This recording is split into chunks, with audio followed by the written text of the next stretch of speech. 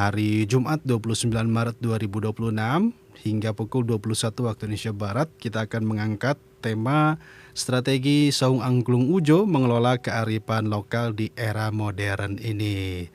Seperti kita ketahui pendengar PR, Saung Angklung Ujo ini telah berdiri sejak tahun 1966 di Kota Bandung di bawah kepemimpinan Taufik Hidayat Ujo. Sekarang Saung Angklung Ujo tidak hanya berperan sebagai pusat pelestarian seni dan budaya Sunda, namun juga berkembang sebagai destinasi wisata budaya yang mengintegrasikan pertunjukan seni, edukasi, serta pengalaman interaktif bagi pengunjung. Nah, kita ulas nih bagaimana perjalanan Saung Angklung Ujo hingga saat ini pendengar PR dalam mengelola kearifan lokal di era modern ini. Pastikan Anda menyimak perbincangan ini dan saya sapa dulu ada co-host kita yang sudah kita nantikan, sudah beberapa kali ya kita baru ketemu lagi sekarang. Ada Dr. Lina Auliana dari IMA atau sebagai Presiden Indonesia Marketing Association IMA. Bu Lina, Assalamualaikum Bu. Waalaikumsalam Kak Iqbal. Baik, Malam. selamat malam juga Bu. Boleh Bu dideketin aja itunya, Ini. mic-nya. Nah, iya. Baik, dan selain co-host kita tentu saja ada narasumber yang spesial sekali yang sudah hadir juga di studio PRFM malam hari ini. Ini ada Pak Taufik Hidayat Ujo selaku Direktur Utama PT Saung Angklung Ujo. Assalamualaikum Pak. Waalaikumsalam Kang. Baik, nuhun Pak, tos dongkap ke PRFM. Sami-sami hatur nuhun partos diulem ke PRFM. Iya, kita juga sangat senang sekali nih kedatangan.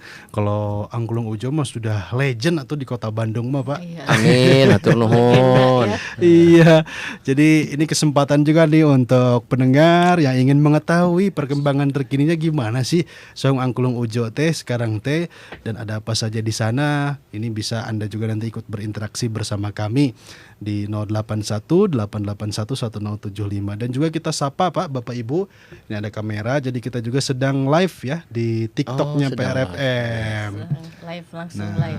langsung Selamat live. malam. Selamat malam, assalamualaikum, sampurasun. Rampes. Jadi nanti ada interaksi juga, pertanyaan yang masuk dari live TikTok kita nanti kita coba bacakan juga Bu ya. Oh oke, live TikTok sekarang ya. Iya, sekarang ada live TikToknya nih. Karena radio gini tidak hanya didengar tapi ditonton sekarang tuh begitu Bu. Iya. Nah, alhamdulillah PRFM kita bisa berinovasi sekarang. Jadi lebih seru lagi nih. Saya sapa juga nanti ada yang interaksi dari WhatsApp-nya PRFM. Nah, kita ke pertanyaan awal mungkin ya. Jadi awal berdirinya tuh gimana sih Pak Saung Angklung Ujo ini? Dan tadi 1966 ya Pak ya. Betul. Dan seperti apa perkembangannya sekarang? Boleh mungkin cerita dulu nih Pak Taufik. Ya, ini Saung Angklung Ujo ini Bu Ima Akang terlahir dari buah kecintaan Ujo Ngalagena dan Ibu Sumiati. Jadi beliau ini cinta terhadap seni tradisi, cinta terhadap anak-anak dan pendidikan, cinta terhadap lingkungan. Dan tentu untuk semua itu beliau mencoba mengharmonikannya. Jadi pendidikan, anak-anak dan seni tradisional, kemudian lingkungan. Iya. Nah, untuk atau dulu Saung Angklung itu adalah sebuah rumah kecil Kang, atau kita sebut saung. Iya. Saung atau rumah yang terbuat dari bambu dan kayu yang ukurannya tidak lebih dari 200 meter persegi. Kami bersepuluh tinggal di sana. Dan juga selain terbuat dari kayu dan bambu itu juga susah dijangkau karena dulu bukan di Kota Bandung. Dulu tuh namanya kabupaten masih. Sekarang pemekarannya di Kota Bandung. Iya. Yang namanya kabupaten zaman dulu tentu sangat belum didukung oleh akses. Jadi akses untuk ke Saung Angklung itu sulit sekali memakai kendaraan mobil. Iya. Sehingga kalau ada pengunjung itu maka dia harus jalan kaki kurang lebih 400 sampai 500 meter. Dari Cicahem sekarang. Dari Ahmad Yani dulu belum ada jalan suci. Jadi iya. mereka jalan kaki tamu itu. Iya. Nah, bagaimana mendatangkan mereka itu?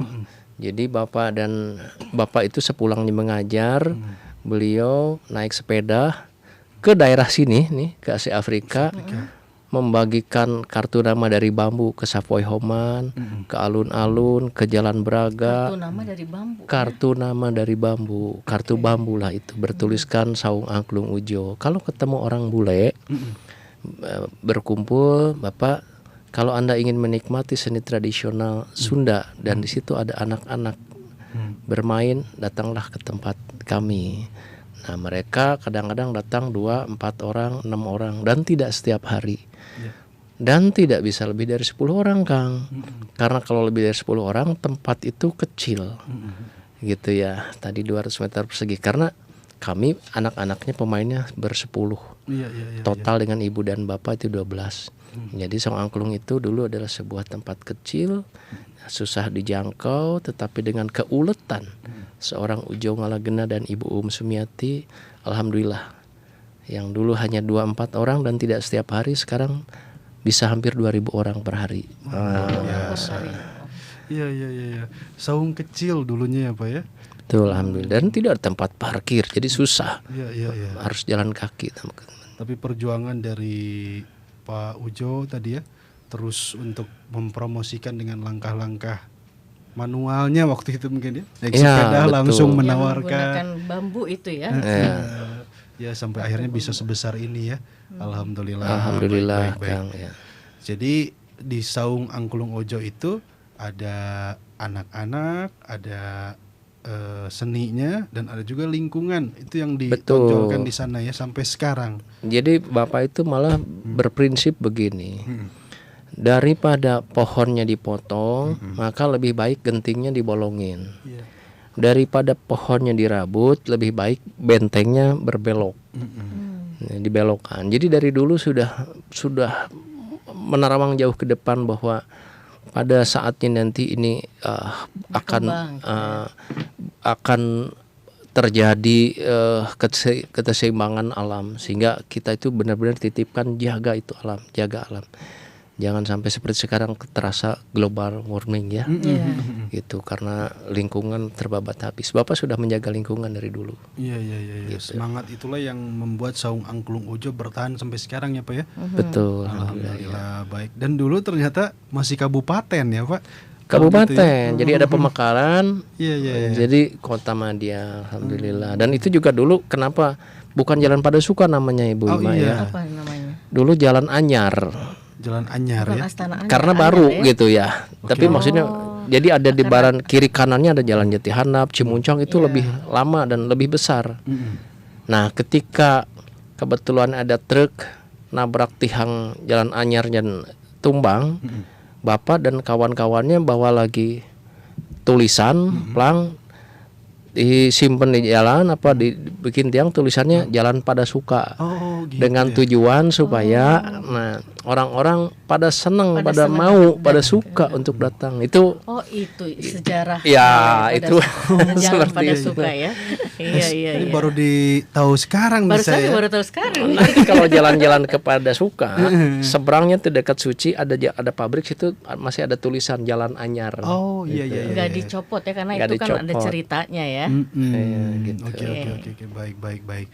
Nah, nilai budaya apa nih yang paling dijaga oleh Saung Angklung Ujo dalam setiap aktivitasnya di sana sampai sekarang, Pak? Yang pertama tentu kalau saya boleh memilih itu adalah nilai kebersamaan. Yang tentu itu ada dalam angklung ya. Angklung itu kan satu angklung itu satu nada. Betul. Tapi ketika bersama-sama dimainkan dalam satu konduktor dan itu bisa membuat sebuah harmoni. Itulah yang disebut harmoni dalam kebersamaan. Jadi nilai-nilai kebersamaan, gotong royong, dan tentu ikut dalam satu kesatuan. Gitu, itu yang kebersamaan dalam kesatuan. Satu angklung, satu nada ketika disatukan menjadi sebuah orkestra yang akhirnya satu nada gitu ya. Ya, menjadi harmoni. Harmoni, iya. Kebersamaan Iya. itu ya. Dan terus ada sekarang yang bisa terpampang nyata di Saung Angklung Ujo. Alhamdulillah. Baik. Menarik sekali. Oh, padahal saya sering lewat ke Padasuka, baru tahu itu dulu namanya Jalan Anyar itu, Pak. Nah, sudah pernah masuk belum ke Saung Angklungnya?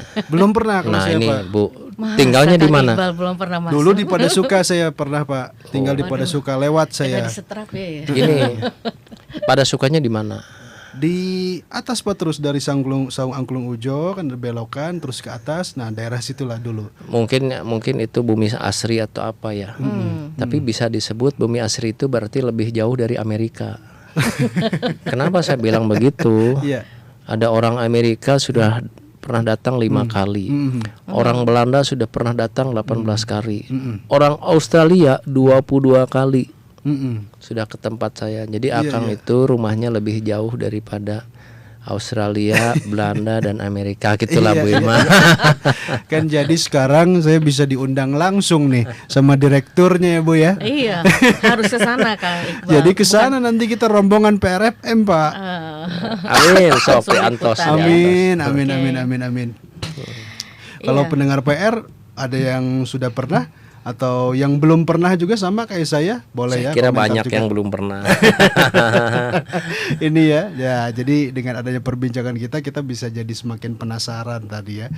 Kalau di YouTube sih sudah sering nonton tuh, Pak, konten-kontennya. Banyak yang review ya di sana, YouTuber, kemudian juga apa namanya? Kalau sekarang tuh influencer ya, Bu ya. Banyak yang bikin konten tuh. Iya. Alhamdulillah ya. Baik. Nah, Bu Lina mungkin ada Ya. yang ingin ditanyakan? Iya Kang Opik, menarik sekali ya. Banyak hal ternyata. Saya sering ke sana. Dulu juga Ima pernah memberikan acara di sana ya. Iya. Baru tahu kalau ternyata itu awalnya Jalan Anyar. Jadi harus ke sana lagi nih. Iya Kang Opik, dalam perspektif saya melihat bahwa Saung Angklung Ujo itu bukan sekedar destinasi wisata biasa, tapi sudah memiliki identitas merek yang sangat kuat ya. Iya. Jadi orang kalau ngedengar angklung di mana, udah ke Saung Ujo gitu kan. Jadi positioningnya udah jelas. Oh, Saung Ujo itu memang identik dengan angklung mah punya Saung Ujo lah gitu kan, seperti itu gitu ya. Nah, selain tadi nilai budaya yang disampaikan oleh Kang Opik, kira-kira apa sih daya tarik dari Saung Ujo sendiri untuk apa namanya tuh, untuk memberikan keunikan yang dirasakan ketika pengunjung datang ke Saung Ujo? Apa yang membedakan? Karena mungkin Kang Opik juga, saya biasa memanggil Kang Opik Kang gitu ya. Opik, oke. Kang Opik juga kan sekarang udah ada juga Kang ya angklung-angklung lain yang mulai bermunculan gitu Iya, kan. iya, iya. Tapi dalam perspektif saya tetap Saung Ujo ini sudah melegenda dan sudah ada dalam hati masyarakat Jawa Barat lah gitu. Iya. Kalau ngomongin angklung, Saung Angklung Ujo pasti itu ya. angklung pasti Saung Angklung Ujo. Top of mind-nya. Top of mind, nah itunya Oke. sudah pasti ke Saung Angklung Ujo gitu. Jadi apa Kang kira-kira keunikan yang ditawarkan oleh Saung Ujo Angklung yang bisa dirasakan sama para wisatawan mau dari Bandung atau dari luar Bandung, yang ketika mereka datang ke sana tuh, wah ini unik sekali dan bisa berbeda dengan angklung-angklung lain yang mereka pernah kunjungi. Oke, sebelum ngejawab ke sana, karena tadi Bu Ima bilang ini angklung itu seperti identik dengan Saung Angklung Ujo. Saya pernah perjalanan ke Belanda, Schiphol. Schiphol itu dari Jakarta itu 18 jam perjalanan, Bu ya. Ketika turun di bandara, tiba-tiba ada sebuah outlet gitu, sebuah corner kosmetik, minyak parfum. Hey Ujo. Kita Oh, gitu. kaget. Oh gitu. Rombongan kita dipanggil Ujo Oh iya. Memang menggunakan karena memakai aksesoris atau kaos bergambarkan angklung. Oh, oke. Jadi bukan angklung malah ujo-ujonya. Ujo gitu. Iya. Jadi kita dipanggil diundang ke tempat corner parfum itu, kemudian mereka bilang, you pernah ke sini kan? Kita ini kita alhamdulillah jadi akhirnya dapat diskon parfum gitu kan. Iya. Jadi itu Oke. betapa alhamdulillahnya kita identiknya sudah sampai Bahkan tidak di mereka itu Indonesia saja, di luar melihat negeri angklung pun. itu Ujo gitu Oke. ya. Nah sekarang apa yang menjadi keunikannya?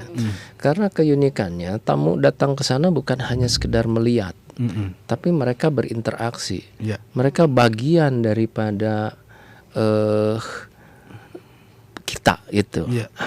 Hampir tidak ada jarak antara tamu kita. Jadi mereka ikut bernyanyi, ikut menari, ikut memainkan angklung. Jadi itu yang membuat mereka menjadi ada kesan gitu. Iya. Bukan hanya kesan, menjadi engagement lah kalau bahasa sekarang itu ya. Iya. Bukan hanya experience-nya. Gitu Bu Iman. Jadi alhamdulillah karena mungkin dari memainkan angklungnya juga gampang gitu ya. Kemudian juga berinteraksi dengan anak-anaknya juga seperti seperti keluarga. Nah ini yang barangkali seperti itu. Mungkin keunikannya juga gini yang saya rasakan ya. Jadi ketika kita ke sana disambut dengan sangat hangat ya oleh timnya Kang Opik gitu, dan berinteraksi langsung dengan dengan keluarga dari Ujo lah. Artinya experiential marketingnya mereka bersimulasi langsung, dan yang Kang Opik tadi sampaikan merasa satu keharmonisan satu keluarga gitu ya, karena masing-masing dari mereka itu memegang angklung dan di guidance begitu ya Kang Opik ya. Iya betul, bahkan dulu ketika zamannya almarhum, ketika mau pulang itu kan ada menari bersama, mengajak tamu, mari kawan jalan muter gitu ya, sambil sebagian anak-anak ini membawa kayak papan mau demo begitu, ada tulisannya don't forget your family gitu, maksudnya kita ini family gitu, sehingga tidak sedikit anak-anak kita yang diajak main ke Belanda, dapat beasiswa gitu, atau jadi anak asuh, itu tidak sedikit yang begitu, karena mereka akhirnya menjadi sangat dekat seperti ke family itu. Jadi emotional engagementnya langsung dapat ya ketika mereka pertama kali melangkahkan kaki di Saung Ujo. Nah ini mungkin nilai-nilai atau strategi marketing promotionnya mungkin yang dilakukan oleh Saung Ujo. Ketika pertama datang disambut dengan hangat dengan tulisan apa tadi, don't forget your family. Akhirnya ya emosional itu yang melekat di hati para wisatawan yang nggak bisa lupa gitu. Itu salah satu strategi branding yang unik juga itu ya. Bahkan almarhum Pak Ujo juga kalau memberi sambutan awal juga memakai bahasa-bahasa tamu yang datang, baik dari Jepang, Belanda dan lain-lain. Dan beliau juga selalu bukan hanya ladies and gentlemen, tetapi juga brother and sister, pakai itu. Seperti keluarga gitu ya, udah langsung brother and sister ya. Makanya akhirnya balik lagi kan ya. Karena kangen dengan nuansa itu mungkin ya, nuansa keluargaan yang dihadirkan di Saung Ujo itu. Karena memang tadi Kang Opik bilang keharmonisan itu nomor satu ya, yang mendekatkan antara wisatawan dengan tim dari Saung Ujo ya. Makanya tadi waktu di Belanda Ujo, jadi ingatnya bukan Kang Opiknya atau apanya angklung, tapi Ujo gitu ya. Jadi memang sudah top of mind selain warga Bandung sendiri, orang Indonesia ngomongin angklung langsung ingatnya Saung Angklung Ujo, tapi di luar negeri pun jadi top of mind. Dan itu rasanya bukan hal yang mudah ya membangunnya tuh Pak. Awal-awal seperti apa Pak itu sehingga bisa jadi top of mind gitu? Ya kita membangunnya tentu dengan semangat Ujo ya. Kalau bagi saya anak-anaknya, sahabat-sahabat beliau Pak Ujo itu nampaknya adalah sebuah singkatan daripada ulet ya, ejaan lama kan ya, ulet, kemudian D-nya disiplin, J-nya jujur, dan O-nya optimis. Jadi karena keuletan itu, karena kedisiplinan, karena kejujuran, dan karena optimis ya akhirnya ya membuahkan hasil seperti tadi Kang. Saya kira itu yang keluar biasa dari almarhum Bapak dan Ibu Sumiati. Baik. Jadi Ujo itu juga menjadi filosofi tersendiri bagi keluarga ya. Betul. Ulet, disiplin, jujur, optimis. Baik, menarik sekali ini pendengar PR, dan Bu Lina juga ada Kang Opik di sini. Jadi mangga Anda yang ingin berinteraksi boleh sampaikan ke 0818811075. Silakan pendengar PR. Kita jeda dulu ya Bapak Ibu. Selanjutnya kita masih dalam talk show Klinik Bisnis di 107,5 PR FM Nasional. Tetap bersama kami.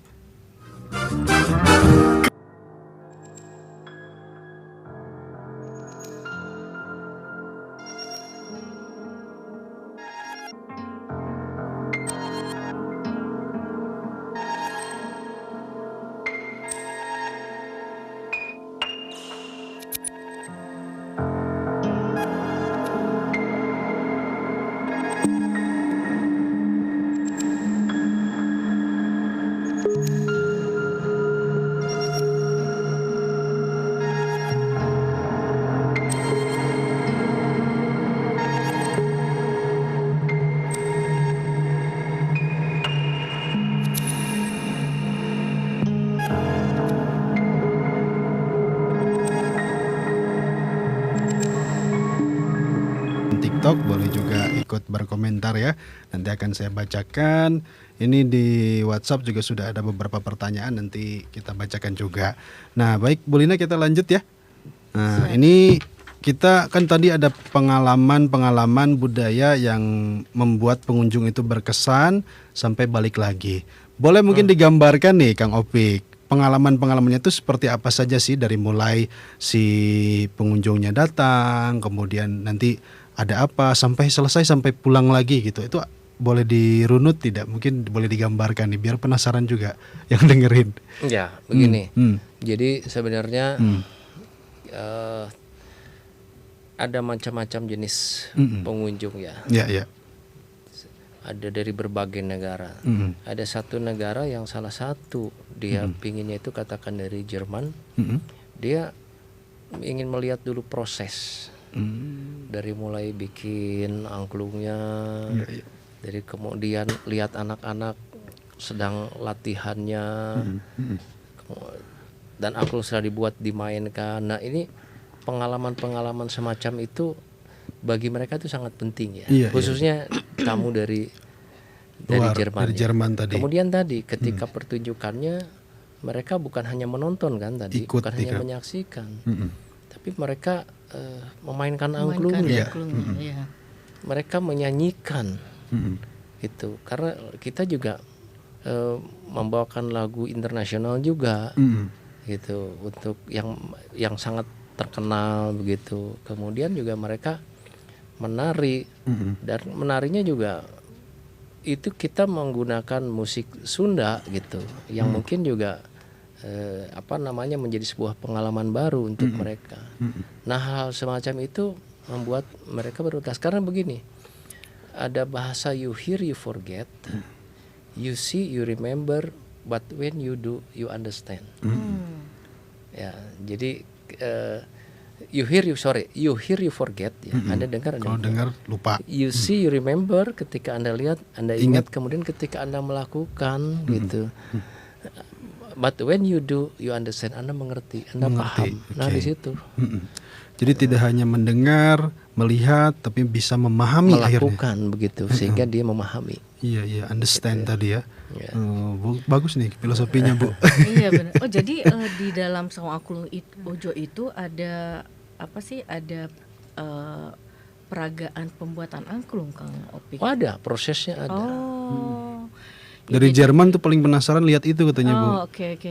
Artinya memang yang apa istilahnya emosionalnya lebih lebih lekat lagi, karena dari sebuah bambu bisa mengeluarkan sebuah bunyi. Itu kan suatu ide kreatif yang tak terfikirkan oleh wisatawan ya.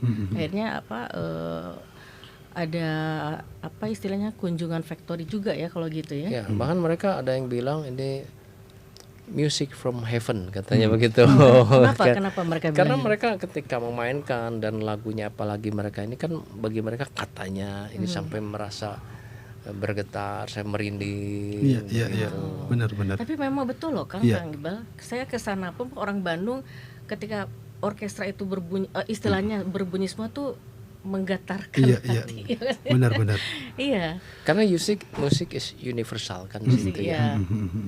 Apalagi tadi bawain lagu-lagu mereka juga ya Pak ya. Kalau pengunjungin dari luar ada lagu internasional yang diputar ya. Betul. Yang dibawakan. Itu bukan yang pokok ya. Gitu. Tapi itu tergantung siapa yang hadir nggak? Kan misalnya orang Jerman bahasanya Jerman, orang Amerika bahasanya bahasa Inggris gitu atau gimana? Nah, ini yang luar biasa ya. Ini saya agak belum ditanya tapi saya jawab duluan nih. Iya. Jadi kalau bicara siapa sih target pasar Saung Angklung, ini satu effort yang mesti kita lakukan cukup berat gitu. Kenapa? Karena yang datang ke Saung Angklung kita nggak bisa membatasi. Dari mulai balita atau tingkat PAUD sampai ke aki-aki ini. Artinya udah lewat SMP, SMA, dan lain-lain. Itu dari singkat pendidikannya, dari tingkat usia. Kemudian dari segi bangsa ya, bahasa. Ada yang namanya dari Eropa ya, yang senangnya hura-hura. Jerman tadi senangnya tentang apa namanya experience. Belanda lebih senang ke performance-nya gitu. Dan Arab dia lebih senang pas manggung dia naik ke atas gitu, ikut di foto. Dan China lebih senang banyak ngobrolnya, lebih suka itu tantangan tersendiri. Jadi kalau kita bahas apa ya, tentu kita melihat siapa yang datang, kemudian kita coba sentuh dengan lagu yang mereka kenal, tetapi itu bukan satu yang pokoknya. Karena mereka datang ke situ bukan mau nonton lagu yang mereka sudah kenal di negaranya, tetapi ketika lagu di negaranya kemudian bisa dimainkan oleh angklung, nah ini juga menjadi punya kesan tersendiri bagi lagu gue nih bisa dimainkan kan gitu ya. Ada kebanggaan juga ya. Ada kebanggaan gitu. Jadi bukan hanya sapaan sebagai hostnya Bapak itu biasanya, tapi juga lagunya. Ini tantangannya memang kalau ketika banyak. Nah, ini kalau bervariasi gimana tuh? Nah, itu dia. Kalau variasi ya kita ambil yang lebih terkenal saja di situ. Iya. Kebetulan yang datang tuh ada orang Asianya juga, dari Jepang, ada Jerman, ada juga yang dari Arab mungkin Pak ya? Ya, atau kalau nggak di medley kan. Oh iya. Itu effort kawan-kawan kita tuh gimana bisa nge-medley-kan. Tapi medley itu seketika aja gitu, spontan gitu ya? Enggak, itu ada proses latihan. Ada latihan yang disiapkan ya.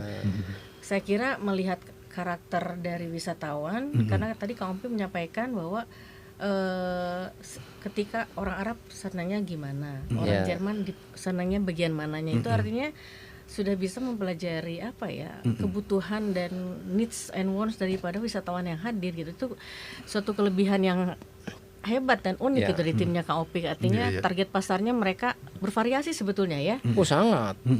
Sangat bervariasi. Nah, Kang bicara target pasar nih, Kang. Contoh gini, Bu, punten gimana? Ya. Ini target. Kalau sekiranya orang dari daerah katakan yang menengah bawah, kan dia senang dangdut, senang yang gimana ya. Sementara yang berkelas kan nggak begitu juga. Dia lebih elegan lagunya. Nah ini tantangan tersendiri bagi kita. Makanya kita harus ngambil di tengah gitu. Iya. Menarik ya. Menarik ya, bisa membaca karakter target pasar gitu. Jadi sebetulnya kalau saya menyimak tadi apa yang disampaikan oleh Kang Opik, Kang Opik itu semuanya bisa masuk gitu. Semua target bisa difahami dengan jelas gitu, dan apa yang bisa diberikan oleh pihak Kang Opik itu jelas banget gitu kan. Nah, tapi tadi terputus sedikit Kang. Bicara target pasar nih. Bagaimana strategi dari pihak Kang Opik dari Saung Angklung ini untuk menarik generasi muda? Karena generasi muda itu apa ya? Mungkin rata-rata gitu mereka tidak aware dengan sebuah legenda masa lalu gitu kan. Nah, kayak gitu itu bagaimana nih tantangan baru nih buat Kang Opik terkait menarik anak generasi muda agar tetap tertarik pada budaya tradisional. Angklung khususnya. Angklung khususnya iya. Generasi muda itu sebetulnya belum berarti tidak mencintai tentang betul. tradisionalnya, tentang tradisinya, tapi bagaimana kita menyampaikan, belum tahu aja gitu Pak ya. Ya, bagaimana kita mengenalkannya. Iya. Jadi barangkali juga salah satu strateginya kita kadang-kadang pancing dulu nih. Orang muda sekarang nih lagi senangnya apa, lagu apa. Nah kita mainkan dulu pakai musik yang dengan angklung, memainkan lagu yang mereka kenal dulu kan gitu. Itu menggiring mereka akhirnya, ini bisa mainkan ini gitu. Ini apa musiknya? Sampai akhirnya dia bisa mengenal lebih dalam. Jadi bagaimana kita strategi menyampaikan saja teh. Jadi mereka tuh menurut saya apalagi zaman sekarang, saya yakin mereka akan mencari identitas yang sebenarnya itu seperti apa. Karena sejujurnya sekarang ini untuk sekian banyak generasi muda itu sudah skip banyaknya kan tradisi ini. Sehingga memang tadi perlu trik-trik tersendiri yang tadi saya bilang, bagaimana apa sekarang yang lagi happening, kita deketin dulu dengan yang happening itu. Kicau mania misalkan Pak. Kicau mania kita Iya. mainkan dengan Angklung, Kan gampang betul. sekali di situ. Ya, kicau mania. Masuk Sampai itu, akhirnya Pak. kita giring lagi masuk. Iya, iya, Ini iya. loh yang originalnya itu begini. Iya, benar-benar. Gitu. Iya, iya. Ternyata setelah tahu itu original juga mereka tertarik gitu. Ingin tahu lebih dalam. Pengalaman kita begitu teh. Oh, oke. Gitu. Dalam waktu sebulan nih Kang, ingin tahu aja seberapa banyak atau persentase generasi muda yang pengen ke Saung Ujo, pengen lihat, pengen merasakan gimana sih apa namanya tuh melihat apa atraksi-atraksi di Saung Ujo itu gimana untuk nariknya, tidak hanya ya katakanlah bekerja sama dengan agen travel atau apa atau ada wisatawan dari mana Yeah. akhirnya datang gitu kan. Yep. Tapi mereka datang sendiri. Nah itu apa nih strategi? Karena kan sekarang itu generasi milenial banyak sekali, generasi Z belum nanti generasi alfa, dan Yeah. itu Ya, kalau di ramalan kependudukan ya bisa dikatakan demikian 2030 itu kan akan banyak generasi milenial dan alfa dibanding generasi kita lah katakan seperti itu. Artinya itu kan sebuah target pasar yang harus difikirkan dari sekarang gitu. Iya, iya. Agar Saung Ujo ini sudah jelas memiliki potensi ekonomi ke depan ya. Nah, kira-kira apa nih strategi Kang Upik untuk mengantisipasi itu? ya tadi sebenarnya suka atau tidak suka kita harus juga mempergunakan apa namanya kemodernan di masa sekarang. Iya. Ya, sehingga katakan tadi memancingnya pakai media yang Sosial sekarang lagi misalkan. musim itu media sosial baik TikTok dan TikTok, lain-lain iya, gitu Pak. ya, baik juga melibatkan influencer dan lain-lain gitu. Iya. Karena begini Bu, saya punya pengalaman dulu waktu krisis moneter, ya krisis moneter kan itu benar-benar mestinya kita beruntung karena dolar waktu itu naik tinggi. Tapi karena masyarakat tidak punya uang, akhirnya kerusuhan di mana-mana, akhirnya bule-bule nggak datang. Lalu apa yang saya lakukan untuk menggenerate generasi muda? Saya waktu itu mengajak Sherina untuk bermain Oh, angklung. Sherina ya. Oke, kenapa Sherina? Karena Sherina membuat film yang salah satu filmnya di Bos Lembang, Ya. dan itu Bos Lembang menjadi laku. Iya, iya, iya. Orang-orang menjadi pada datang ke sana, terutama anak-anak remaja. Nah, jadi si Sherina waktu itu remaja, Iya. kita ajak main, dan alhamdulillah Bu, Sabuga itu tiket dijual 3 kali lipat full, Iya, iya, iya, iya. malah banyak yang tidak ketampung. Di situ lalu sekian banyak telepon berdatangan, padahal dulu kan jarang sekali telepon ya. Iya, iya. Kita disiarkan dulu oleh salah satu stasiun televisi, dan akhirnya itu tadi ternyata anak muda itu, Sherina dia mau ya main angklung, dan ternyata main angklungnya bagus, nyanyi diiringi oleh angklung ternyata keren gitu. Iya, iya, iya. Sehingga terangkatlah angklung itu yang dulu dianggap musik tradisional yang di kalangan rendahan, rakyat biasa, orang yang tidak mampu, itu ternyata Sherina dengan happy-nya di situ. Bermain cantik sekali, kolaborasi dengan piano, bahkan Sherina main angklung juga. Itu Bu, sehingga gengsi itu akhirnya membuat orang ribuan Bu waktu itu. Ketika kita hilang bule karena krisis moneter, Iya. yang datang anak-anak remaja, dan itu ribuan. Jadi salah satunya gitu, harus kita berkolaborasi di sini. Semangat kolaborasi itu menurut saya sangat penting. Tuh. Iya, iya, iya, iya. Gitu. Karena tadi berarti memang harus terus adaptasi begitu Pak ya. Di era modern ini adaptasinya ya dengan teknologi, dengan media sosial, TikTok, penyebaran informasinya. Karena barangkali tadi menarik juga, anak muda ini jangan-jangan belum tahu aja, kalau tahu pasti datang gitu kan. Iya. Jadi bagaimana kita menyebarkan informasi itu seluas-luasnya gitu ya. Hanya memang harus kreatif kan. Iya, iya, iya. Kita juga tak kenal maka tak sayang. Kadang-kadang meskipun kenal tapi tak sayang juga kalau kita tidak garap dengan bagus. Oh, iya, iya, iya. Jadi Gitu cara ya. penyampaiannya pun itu harus Ya, jadi itu itu perlu pentingnya ya. kreatif. Perlu Iya. orang-orang yang kreatif luar Kreatif. biasa juga teman-teman kitanya. betul. gitu. Dan saya tidak berhenti di Sherina waktu itu kan. Ada Afgan, ada Ariel, Titi DJ seangkatan ibu barangkali ya di bawah Bu Ima. Iya, iya. Titi DJ, Ruth Sahanaya sama siapa Nah, lagi? Ruth Sahanaya, iya. Ya itulah kita kolaborasi dengan banyak artis. Betul, betul. Jadi Iya. strategi itu harus kita Iya. lakukan. Betul. Jadi Kang Opik ini dia paham betul bagaimana untuk menarik generasi muda menggunakanlah ambasador lah kalau dalam bahasa marketing Sherina ya. Kalau menarik generasi saya mungkin artisnya Ruth Sahanaya tadi, Bu. Ruth Sahanaya mungkin ya. Nah kayak gitu. Iya. Artinya memang sebuah keunikan kelihayan dari Kang Opik bagaimana luar dia biasa. bisa melakukan pendekatan terhadap target pasarnya dia gitu. Jadi Betul. saya kagum banget ini. Artinya Saung Kulon Ajo ini ya tadi saya sampaikan tidak hanya destinasi wisata tapi potensi ekonomi ke depan kalau memang bisa digarap dengan strategi bisnis yang betul gitu ya. Nah, Kang Opik ini bisa bicara bagaimana melakukan pendekatan terhadap target pasar. Maunya apa sih? Yang dia suka itu siapa gitu kan ya? Ya. Ya dulu kan 3 orang tuh 3 diva tuh. Oh, Ruth Chris Sahanaya, Chris Dayanti, Titi DJ. Titi DJ. Itu kita Zaman-zaman mereka main masih sama bareng ya? Betul. Oh, oke. Jadi kita juga ngeceng siapa nih Iya. gitu. Yang kira-kira lagi top nih, lagi viral kan gitu ya. Ya itu kita ajak gitu. Baik. Dan alhamdulillah Bu, ngajaknya juga nggak sulit. Ketika kita bicara budaya yang perlu dipelihara, perlu diangkat, mereka non komersial biasanya. Oh. Sherina nggak mau dibayar, Oh Bu. gitu. Oh, waktu itu ya. Kita dia sudah umur berapa kan waktu itu? karena full kan Sabuga tuh full banyak tuh.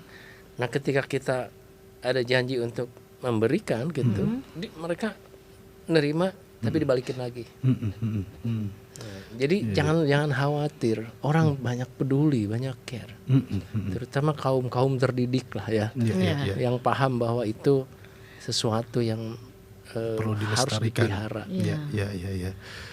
Oke, baik, menarik sekali nih Bu Lina, Kang Opik juga. Ini sudah ada beberapa interaksi, nanti kita bacakan tapi kita harus jeda dulu.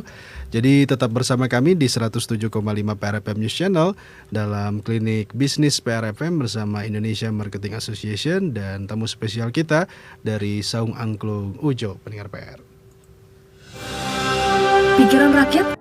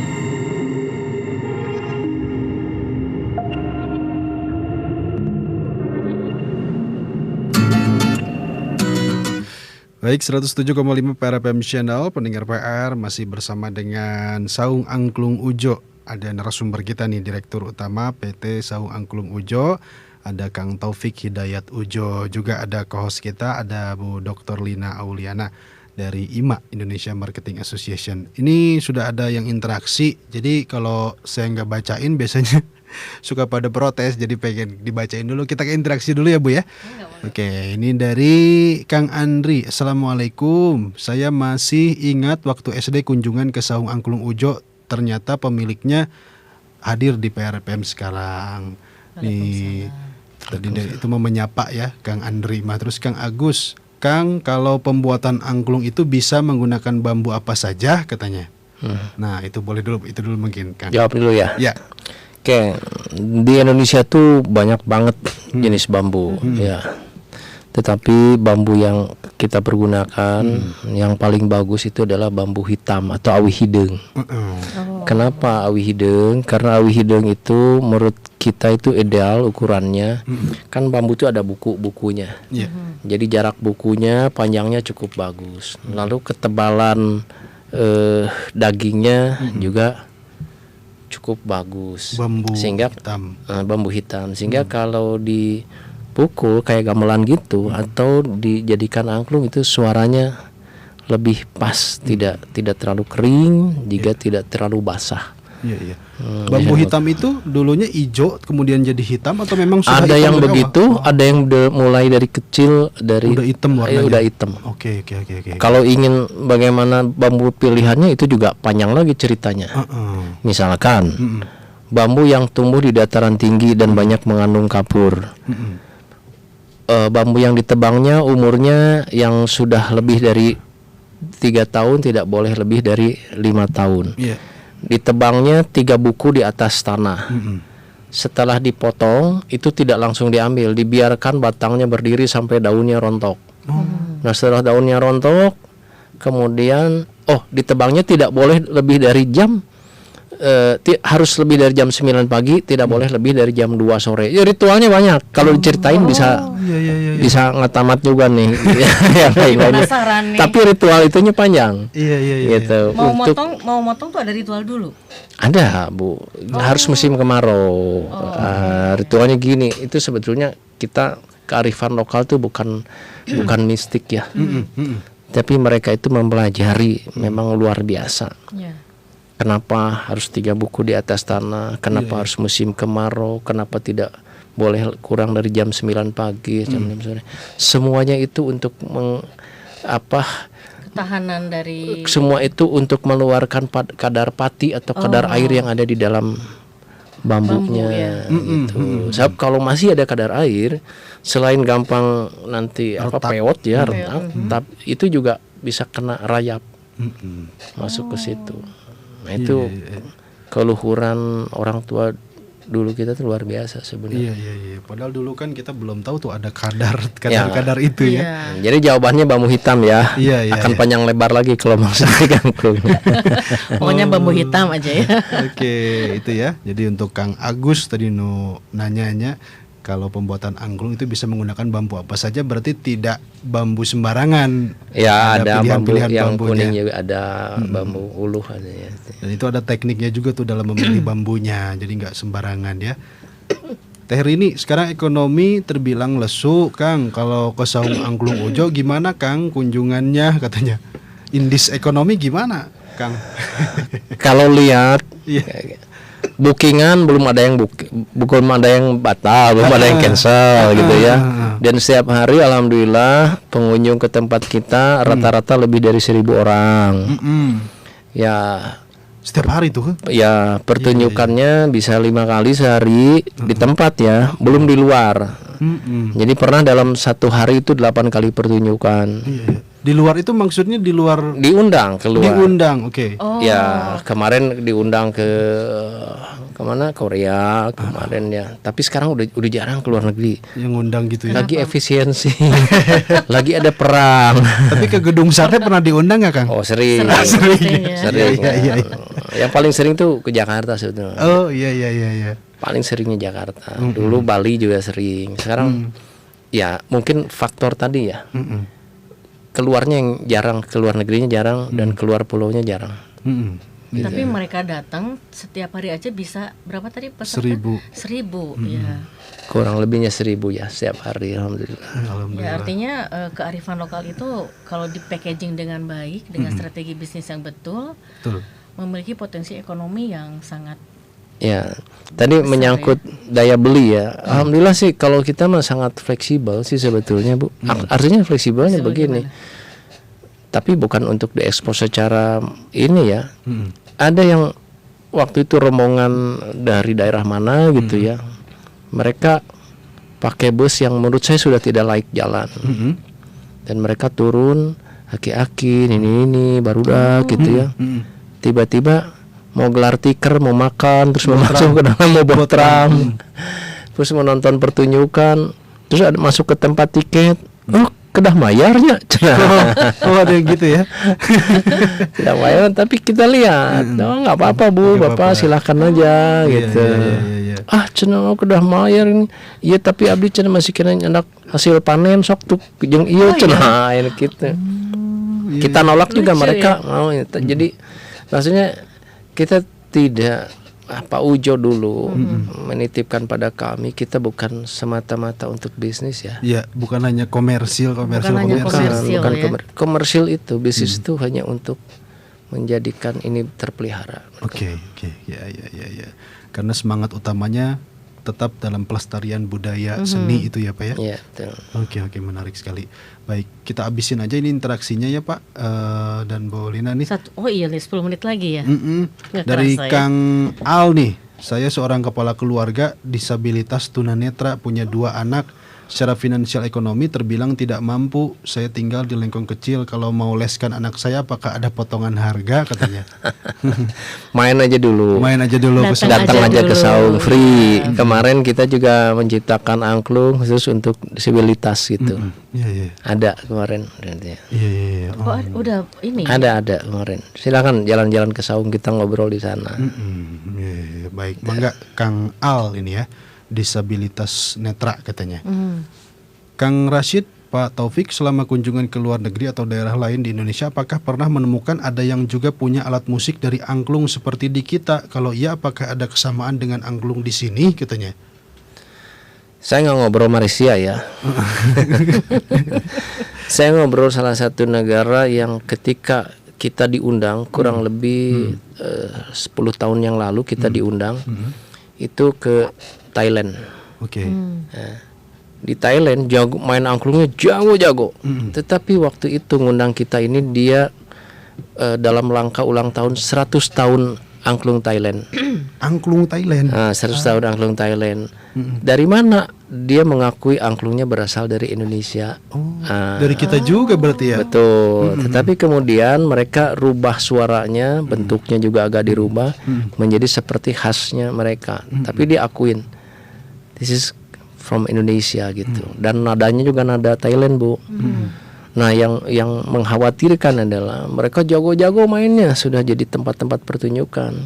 Tetapi dengan adanya mereka, kalau seandainya kami tidak juga setiap hari memainkan, jadi kalau di duel itu kan tuh dibatalkan tuh bisa kalah kita. Untungnya kita juga setiap hari main.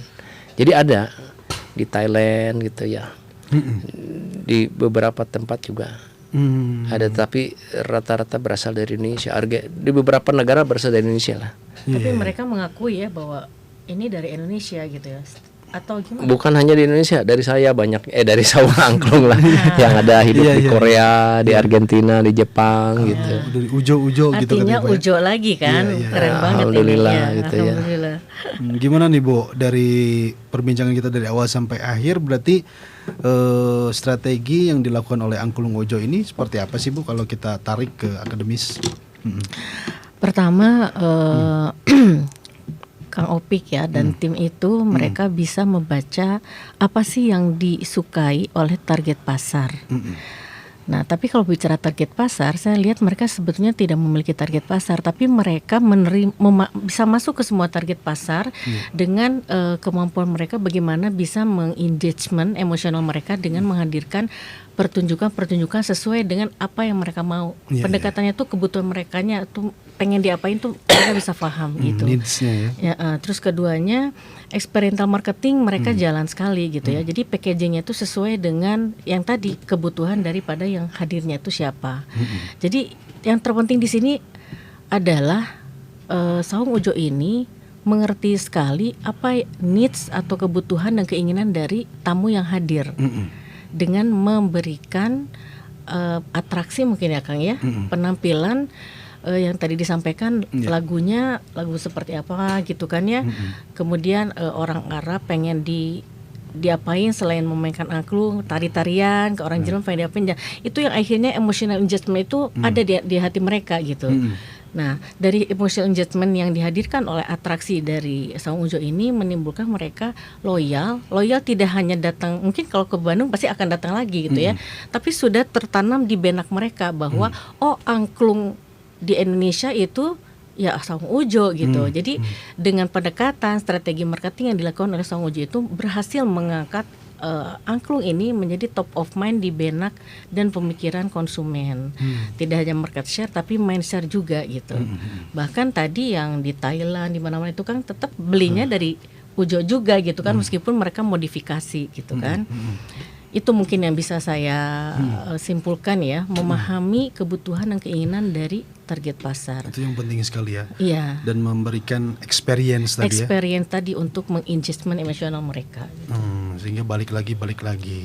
Tapi kira-kira tantangan kedepannya apa nih, Kang Opik nih yang kedepan yang harus dijawab begitu, yang sudah diproyeksikan dari sekarang untuk ini kan kalau kita lihatnya berbasis budaya di era modern ini, kira-kira ada nggak Kang tantangan yang Itu sebenarnya semakin modern semakin peluang untuk kita semakin ya. peluang justru ya? Iya. Karena ketika orang bicara modern, maka dia akan